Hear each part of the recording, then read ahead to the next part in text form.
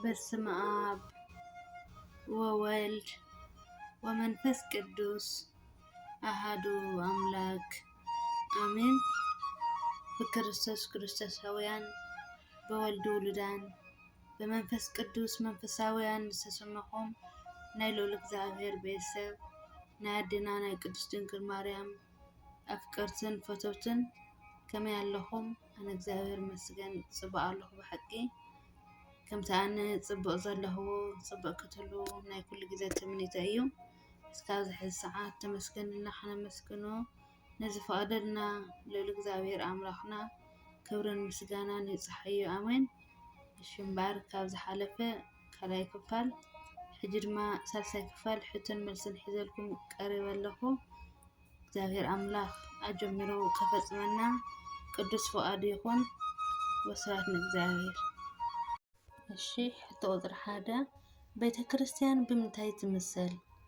ሀ ብሰናይ ሕርሻ፣ ለ ብኣድሪ ወይ ከዓ ሰናፍጨ፣ ሐ ብዕንቂ፣ መ ኩሎም መልሲ እዮም። መልሲ መ ኩሎም።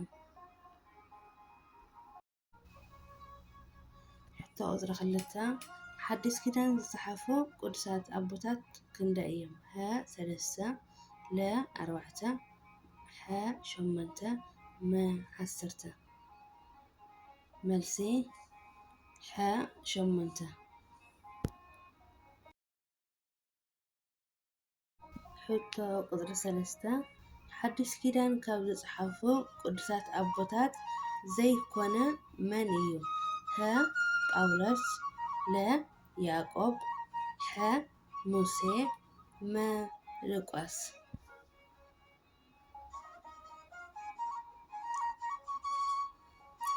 መልሲ ሐ ሙሴ።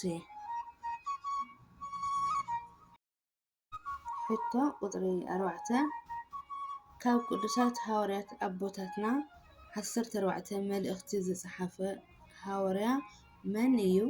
ሀ ሃዋርያ ቅዱስ ጴጥሮስ፣ ለ ሃዋርያ ቅዱስ ጳውሎስ፣ ሐ ሃዋርያ ቅዱስ ሉቃስ፣ መ ሃዋርያ ቅዱስ ማቴዎስ።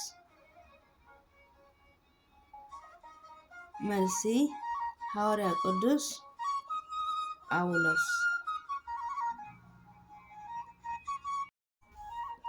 ሕቶ ቁጥሪ 5 ብግለሰብ ደረጃ ናይ መጀመርያ መናፍቅ መን ይበሃል?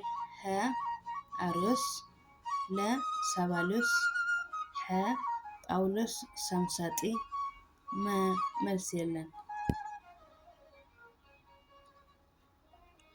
መልሲ ሐ ጳውሎስ ሳምሳጢ።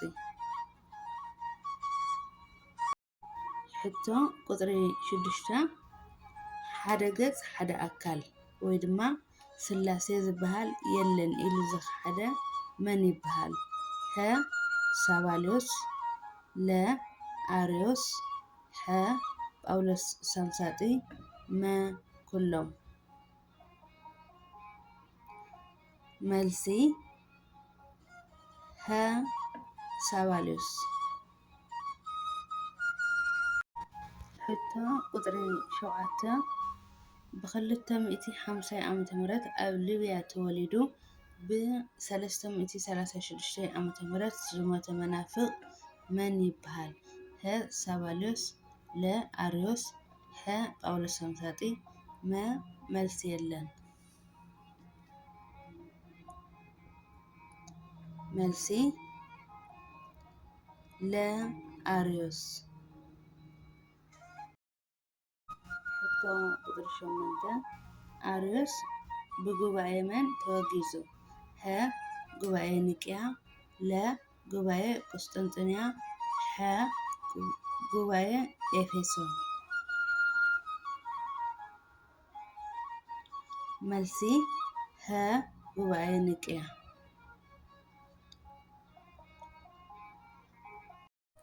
ሕቶ ቁጥሪ 9 ቅድስት ድንግል ማርያም ሰብ ደኣ እምበር ኣምላኽ ኣይወለደትን ኢሉ ናይ ክሕደት ትምህርቲ ዝመሃረ دحراي دما ب431 ዓመተ ምህረት ኣብ ጉባኤ ኤፌሶን ዝተወገዘ መን ይበሃል?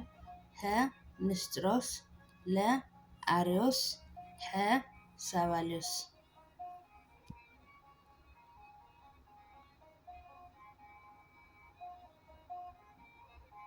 መልሲ ሀ ንስጥሮስ። ሕቶ ቁጥሪ 10 ቤተ ክርስቲያን ኣበይ ተመስሪታ? ሀ ኣብ ቤተ ዳዊት፣ ለ ኣብ ቤተ ማርቆስ፣ ሐ ኣብ ቤተ ዮሐንስ። መልሲ ለ ኣብ ቤተ ማርቆስ። ሕቶ ቁጥሪ 11 መጽሓፍ ቅዱስ ብቅዱሳት ኣቦታት ተጻሒፉ ናይ መጽሓፍ ቅዱስ ደራሲ ግን መን እዩ? ሀ ኣቦና አብርሃም፣ ለ ጎይታና መድሓኒና ኢየሱስ ክርስቶስ፣ ሐ ኣቦና ሙሴ፣ መ ኩሎም።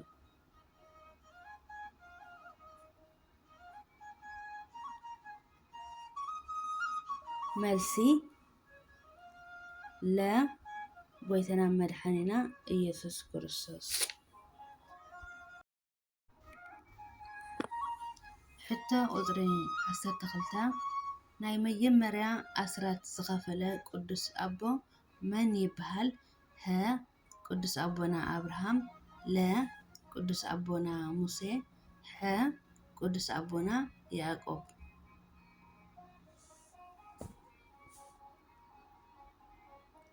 መልሲ ሀ ቅዱስ ኣቦና አብርሃም።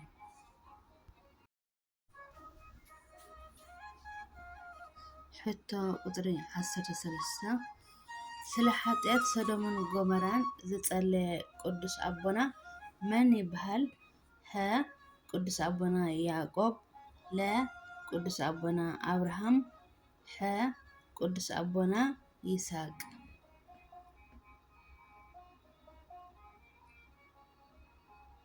መልሲ ለ ቅዱስ ኣቦና አብርሃም።